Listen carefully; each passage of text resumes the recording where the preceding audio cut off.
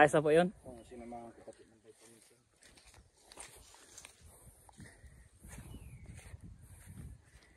Ayos, pasok. Ano? Madadala-dala dito sa akin ng kaunti. Hindi yan. Basta paglalapit mo yung Himas. paglalapit mo sa baka ay may asin ka sa kanan. Nahimod po sila ano. Yun lang talaga hindi ko mapaamo, gulping ilap. Kahit uhaw na uhaw yun. Kaya gulping daming similyo na ako ano, na garapata. Natanggal ko naman po ay ang problema ay yung maliliit hindi ko madampot.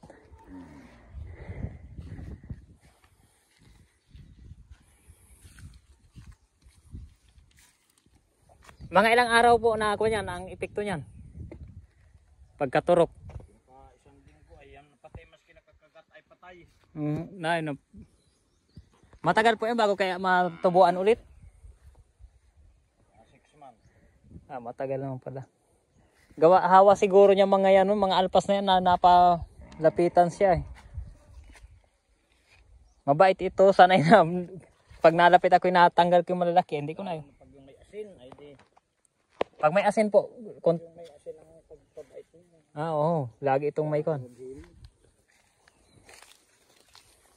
Ay, kilala. Kamot muna, kamot. Ay, amoy siguro yung gamot. Dito ay. Ang dami oh. Harangan ko pala yung muka. Ba? Dito po yan sa may liig ano. Kasan mo ang kamot.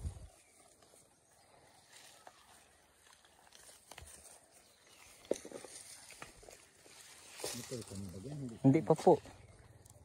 Kung siguro yung hindi ka kilala ay. Medyo wag ka naman. Sa kung po ito kay ex-mayor Juan Ramon. Yan sa Binavista. Oo. Kaya pala ano. Alin yung kasabay niyan? Wala yan. Wala po. Ginamot natin nung na may sugat. Ayan mo yung isa na yun nasa may talisay. Buntis na rin. Ay hindi pa po nagagawa diyan, nagakandi. Yan ito tatanggalan ka ng kato.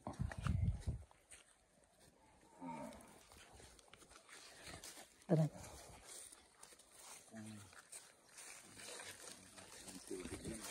Oo nga, nito ano.